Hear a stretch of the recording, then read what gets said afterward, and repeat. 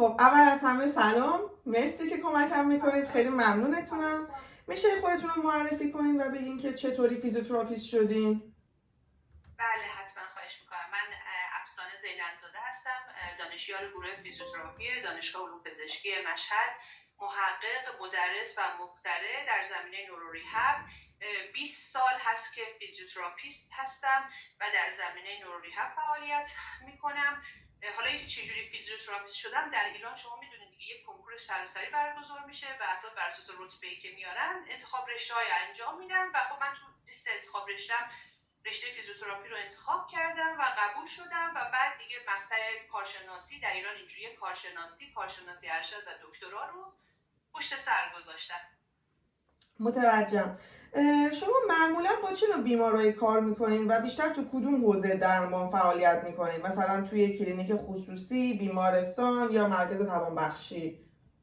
ببینید من صبح‌ها تو بیمارستان‌های دولتی هستم، در مثلا پایین شهر مشهد، و عصرها کلینیک خصوصی خودم فعالیت دارم که مثلا حالا تقریبا تو نزدیک بالا شهر مشهد هستش. ولی کن هم صبح و هم عصر من مریضای نورولوژی رو میبینم، مریضایی که ام اس دارن، پارکینسون دارن، تی بی آی، اس سی آی، گیلنباره، بچه‌های سی پی، کیس‌های مخجعی، کیس‌های تومور مغز، کلاً هر چی که مربوط به فیلد اعصاب باشه و توانبخشی اون به من واگذار میشه. حالا می‌دونید بستگی داره بیمار تو چه فازی به من مراجعه کنه دیگه. حالا خدمات مختلفی بهش داده میشه که تا حداکثر استقلال عملکردی که قابل دستیابی هست برای اون مریض رو به دست بیاره. خانم دکتر، یه روز کاری عادی برای شما چطوریه؟ واقعیتش اینه که من صبح بلند میشم، حالا جز این سری کارهای خونه که باید انجام بشه و برای بچه میرم صبح بیمارستان هاشمی نژاد. بیمارستان هاشمی نژاد هم یه بیمارستان تروما هست در ایران، خب که کیس‌های تصادفی و کیس‌های تروما رو بیشتر به اونجا میارن. البته ما یه قسمت سرپایی هستیم که افراد همینجوری هم میتونن مراجعه کنن. از 8 تا 12 اونجا هستم، دانشجوها میان، هر بیماری که مراجعه میکنه با هم دیگه ارزیابی میکنیم، پلن درمان رو میچینیم. در ایران هم فیزیوتراپی کپش حداقل 10 جلسه است، مثلا برای 10 جلسه درمانش پلن میچینیم.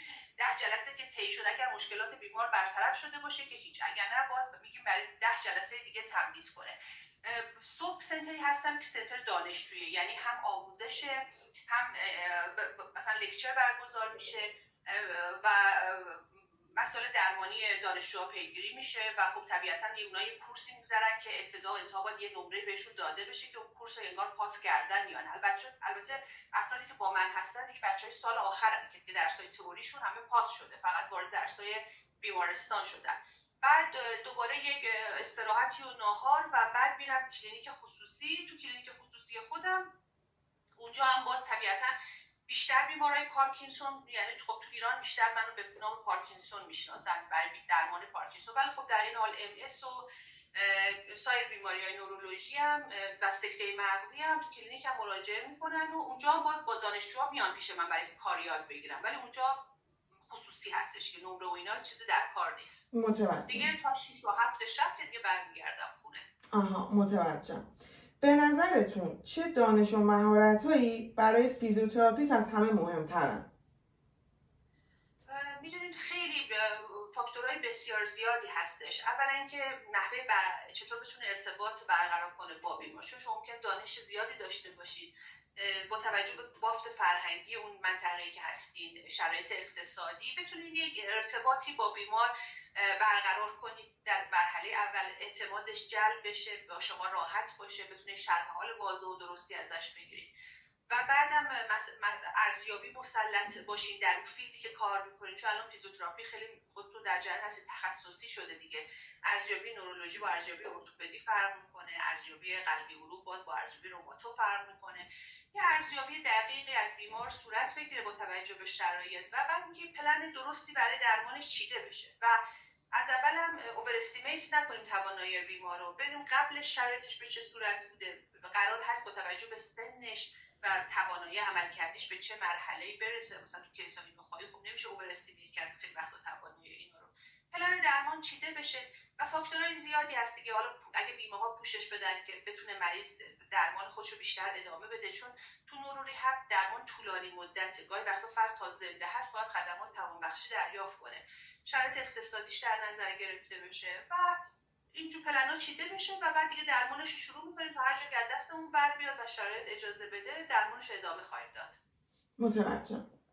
شما توی کارتون چطوری از BPS استفاده میکنین؟ اون فیزیکی، روانی، اجتماعی، نمیدونم با ICF همینطور.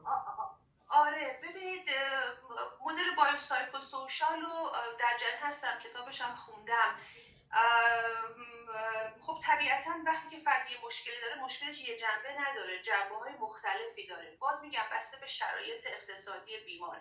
مثلا تو مراکز دولتی تو ایران مثلا مراکز مشاوره وجود داره که اگر مریض مشکلی داره بشه چند جانبه بررسی بشه، ولی در این حال هزینه ها پوشش داده بشه. چون این مدل‌های بایوسایکوسوشال خوب هست ولی شرایط اقتصادی هم خیلی مهمه، چون وقتی چند نفر وارد به صورت تیمی میخوان برای درمان مشارکت کنن، مسائل اقتصادی هم باید پوشش بده. حالا من نمیدونم در هلند این وضعیت به چه صورت هست، ولی مثلا تو سنتری که ما هستیم صبح، خب من فیزیوتراپیست هستم، گفتار درمان، کار درمان، مشاور، همه توی طبقه هستیم و گاهی وقتا خب این خدمات رو به صورت رایگان سعی می‌کنیم برای بیمار انجام بدیم یا مددکار اجتماعی.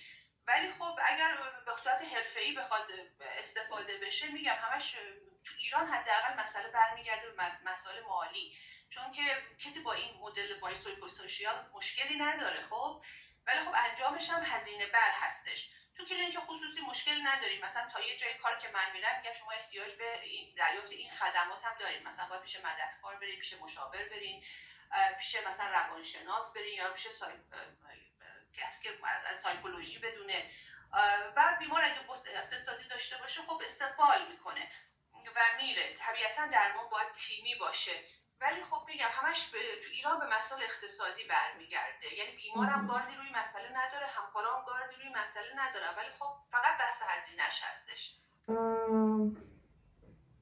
شما از بین نقش‌های حرفه‌ای فیزیوتراپی، شما مثل که یه 7 رولز KNFG داریم، کدوم رو بیشتر تو طول روزمره استفاده میکنید؟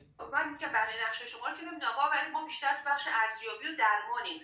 وقتی هم مریض میاد تو کلینیک فقط وارد کلینیک فیزیوتراپی میشه و در آن واحد که ما هستیم همکار دیگه از رشته دیگه پیش ما نیست، مگه که ارجاش بدیم به یه همکار کار درمان یا همکار گفتار درمان. ولی تو ایران اینجوریه که مثلا الان میاد سنتر ما، اونجا فقط تو بخش ما فقط ما هستیم، مگه بگیم تو این طبقه برو مثلا پیش فلان همکار یا همکار دیگه، ولی در آن واحد همون بالا سر مریض نیستیم.